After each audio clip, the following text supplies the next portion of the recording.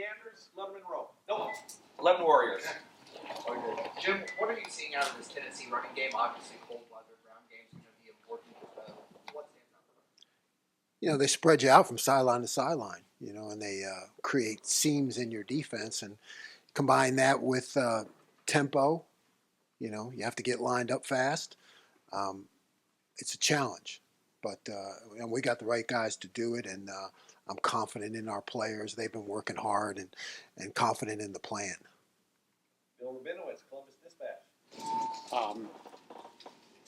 The offensive line, I'm not sure concerned. The offensive line is obviously got some issues, and a lot of people are going to think that if Washington's going to win the national championship, it's going to have to really rely on the defense.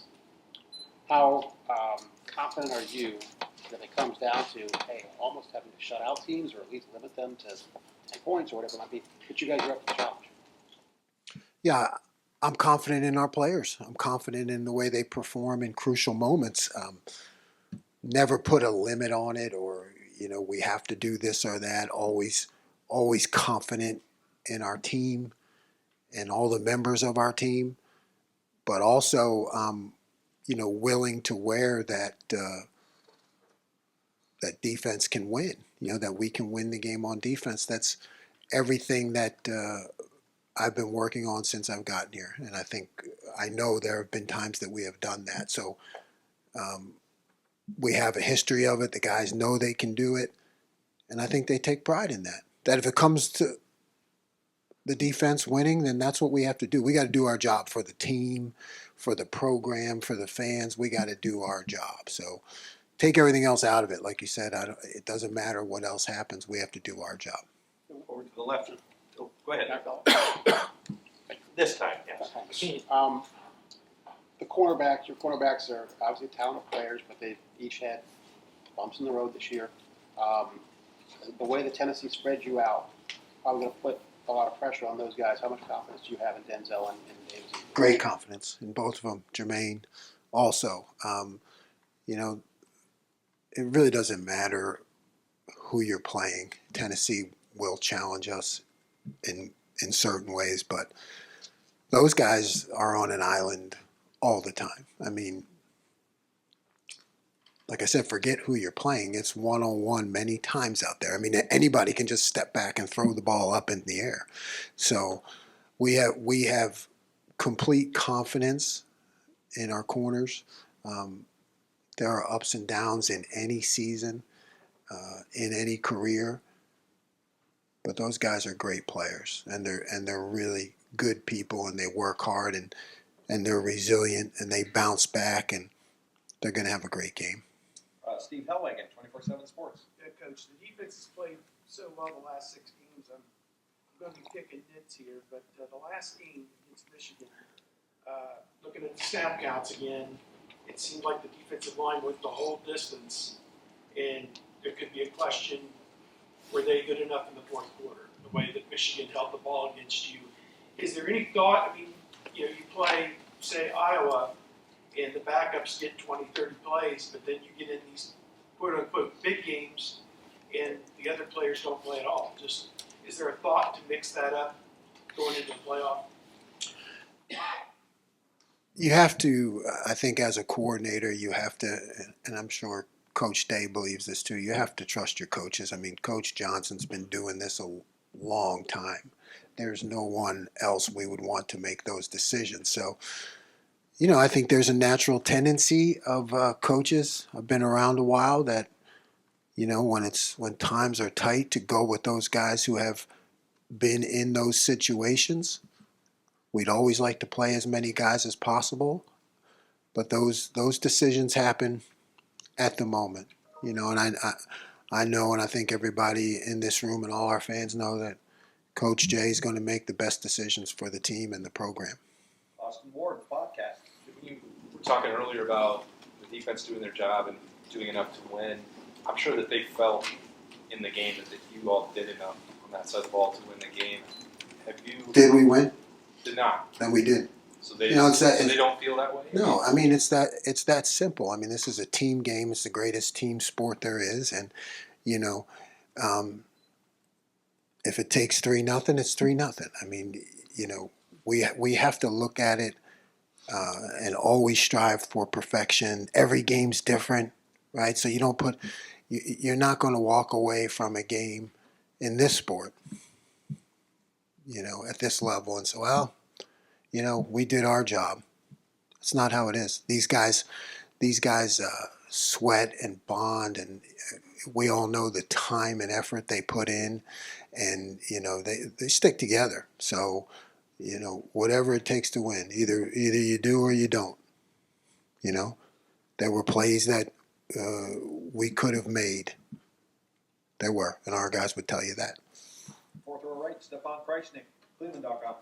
A few weeks ago, Lathan Ransom was finalist for one of the Comeback Player of the Year awards. I know it hasn't just been about coming back from last season's injury for him either. I guess, what have you thought of the way he's kind of handled some of the adversity in his career, the opportunity he has here in the playoffs, kind of go out on a strong note? Yeah, awesome young man, great leader.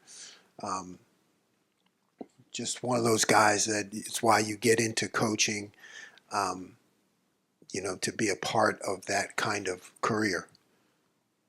Lathan has had adversity, injury-wise, on the field, and he is finishing strong. He really is. And our players have the utmost respect for him, and I expect that he's going to have a great final to his career also. Kellyanne Stitz, WSYX. Tennessee quarterback Nico Yamaleava is his first year as a starter. He's young but talented. What stands out about him? He's got a really strong arm. So the type of offense that they play, he has to be able to make throws from hash to sideline. And he's got a cannon. And then I think he's faster than everybody thinks. He's fast. And he makes a lot of plays with his feet also. Tom Berry, WBNS. Coach, as you said earlier, they have a dynamic offense like it spreads the field. This is a home game for you guys. The CFP is going to play a little bit of a role, but the fans are still Buckeye fans. How much of an advantage does it give the defense when the fans are loud and you have a message for the fans? Yeah, it's a home game. Treat it like any other home game. It's historic, but it's still our field, our stadium. And our job as a defense is to defend that. And we will. But we'll take all the help that we can get. So, everybody bring their loudest voices and hand warmers or whatever it takes to yell loud. Deep middle, Tony Gerben, Buckeye Huddle. Jim, defending the up-tempo, the no-huddle that Tennessee does, a lot of people think that the up-tempo is just throwing the ball around. Tennessee's kind of the opposite. Is there a difference in defending the up-tempo against a run-heavy RPO offense as opposed to a pass-heavy offense? There's a difference, but,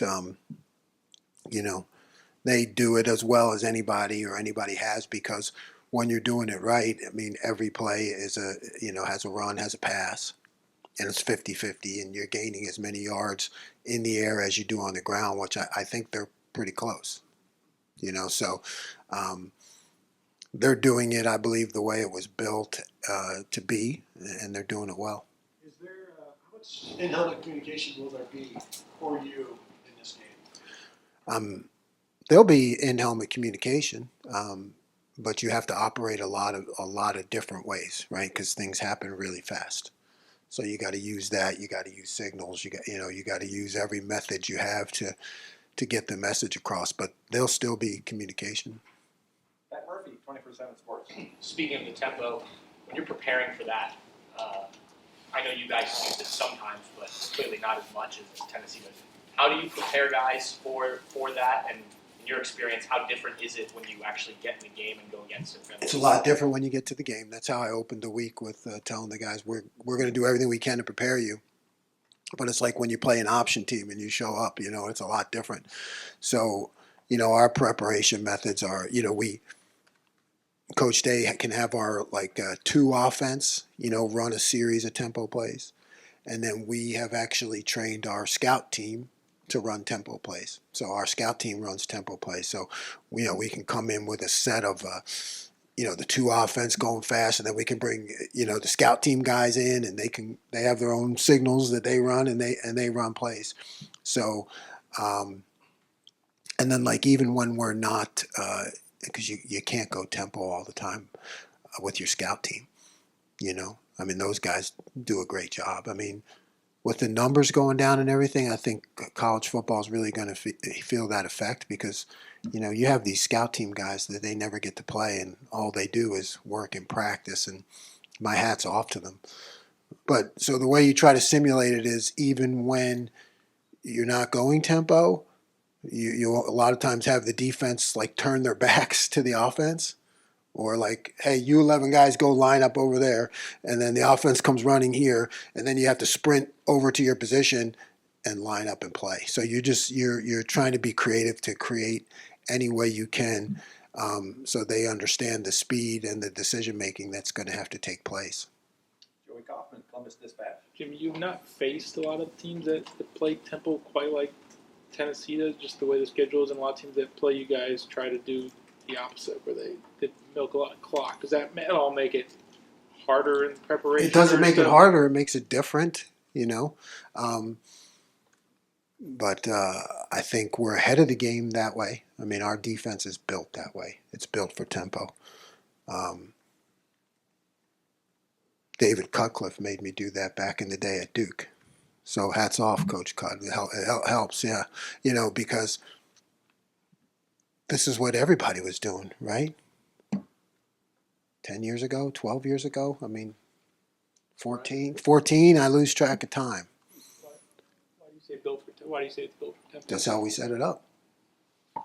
Our calls and everything. It's been that way in this system since back then at Duke with Coach Cutcliffe. So it's built for tempo, and that's like when I first started it back then with Coach Cut. He said he wanted to be this is when it was all the rage. He said he wanted to be the fastest play calling defense in the country. That's what we are. We've remained that way. We're the fastest play calling defense in the country. That's the way you signal on the play. It's the way we do it. Steve Means, Cleveland.com. That was an interesting footnote. After the Oregon game, I think that's the only team to that point that's really played at this level of tempo that you guys have faced this year. When you first got here, there was maybe an adjustment period to calling defenses in the Big Ten, and this seems to be more like what your background. What were those conversations like with Ryan Day? Take us through those 2 weeks of essentially kind of revamping the defense a little bit in a way that's not only gotten back to what you were before you got here, but maybe also helped set you up for what could be coming on Saturday. Yeah. What are we doing wrong? How do we get better? How do we put the players in better position? What are some of the things that we've done in the past that we can utilize? What are the tweaks we can make to it? What do our guys do well? What do they struggle with? All those things, and it was a great process to be a part of. Not an overhaul, but a reevaluation at that point. That game was not what we wanted it to be, so we had to take a look at ourselves. And like I said, it's about winning. So when we don't, and we don't play well enough, we got to take a look at that. There were things that you guys tried over the past month before Indiana and Michigan that maybe could work in a game like this, like the jack. Is that something, that you've had time to maybe prepare for stuff? Could we see the jack in this game? Or are there other things that maybe you tested throughout the last month that maybe you were thinking with this type of game in mind that you could use? No comment. Rob Aller, Columbus Dispatch. Yeah, Jim, following up on Austin's earlier question, when the defense plays well enough to win, and you don't win, there's got to be frustration that builds up. Who says we played well enough to win if we don't win? That's my point. You play very well, and the offense maybe doesn't play as well. There's got to be frustration. I would think beyond the X's and O's of coaching, working through that frustration with your unit, that side of the ball. How do you keep that from sort of splintering? I know you've talked about team. Well, you got to have a good team. You got to have good leaders. Number one, right? We're only going to talk about, hey, what did we do well? What can we do better? Here are the plays we made. Here are the plays we didn't make. You know, how do we get better and improve? And we're also going to talk about, hey, you remember, you know, we had a game that wasn't so good this year. Remember how that felt? When everybody was pointing a finger at you? And they can nod their head and say, yeah. I said, well, go pick up one of your offensive buddies then. That's what you do. You know, you've been there. So go lift up somebody else. Bill Landis, Kings of the North. Jim, I think earlier this year, Josh Heupel kind of pushed back on the notion that they're an air raid offense because of how well they run the ball and how often they run the ball. What is your view on that? And I'm wondering, like, if you have any unique perspective, given your time in the Big 12 and how familiar this might be. Yeah, I mean, there are certain labels, but I remember, like, even the air, I don't know. What's air raid? You know what I mean? It's like, I don't know. Is that Mike Leach or? Because there's Art Briles. I mean, they used to. Remember, didn't they have like that big tight end guy who was like 350 pounds, Art Briles, and they would run they would hit you hard with the run. So, you know, I think you throw out all the labels, you just look at what's on the tape, and you see that they run the ball as well as they throw it. Jeremy Birmingham podcast. Jim, obviously, when you get extra time to prepare for one opponent, it's never a bad thing to have more time. But is there a risk of like focusing too much on certain things they do, or how do you balance between what Tennessee does well, what you think they might do, what they haven't shown, heading into a week like this? Isn't that the process, right? And you're right. A little extra time is good. Too much time. I ran into JT in the halls last night. He said, when are you getting out of here? I said, yeah, I need to get out of here because I'm just going to screw it up at this point. You know what I mean? So, sometimes you sit around long enough and things start to look good and you realize, that's not good. You know, I had that idea 10 days ago. It didn't work. So you're right. I mean, at some point you just have to say, so you kind of go through the first week and then you tweak that. You know, you tweak that first week. And then after that, you know, this is what we got. Folks, apologize. I got players waiting. One more. Tim May, Letterman Road. Then we're going to get some players in here. Yeah, just two quickies. Number one, when you're prepping for a team like this, you haven't played them. Do you spend a lot of more time, maybe you don't even do this, on the way Arkansas played these guys, especially in the second half, the way Georgia shut them down in the second half? You understand what I'm saying? Oh, yeah, you do that all the time. Yeah. And you're right, with a little extra time, it's always good. You know, you always want to go back to those games where teams played well against your opponent. You know, so you kind of, you watch everything, you put the game plan in, then you go back to those games. Then you go back to those games, and you keep looking at them to see, you know, how the opponent reacts in those situations and what worked. You know, yes, and what didn't work. You know, and a lot of times, as we all know, teams do well, and you see plays that could have gone the other way. You know, so you got to look at everything. One of the quick, you have feelings.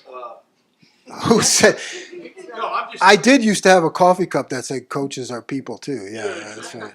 But I mean, just a quickie, because we didn't get to talk to you after the game, but Jack Sawyer made one of the great plays in the game history, you know, but really kind of got robbed the way the game turned out. You understand what I'm saying? But in your mind, how great a play was that from the way you watched it? It looked like he kind of picked up out of the corner of his eye the guy coming across and then makes the interception. I mean, that just amazing. Yeah. Amazing. I mean, like, we all love this game, but it's like a God moment, really, to be honest with you, because we screwed it up. I get chills, but we screwed it up, and he was heads up enough to make a play like that. that's what you gotta have, right? I mean, yeah. I mean, that's how you want your guys to.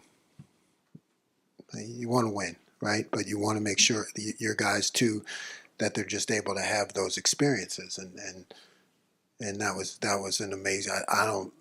I'm glad you pointed it out because I don't know how many people really understand how amazing that play was. It was fantastic. We cut a guy loose. We cut a guy loose. That's my fault, right? It's not. I always say about defensive football. It's like, well, I told him to do. He's a really good kid. He didn't do it, so that means it's my fault. But Jack made up for it. So thank you, Jack.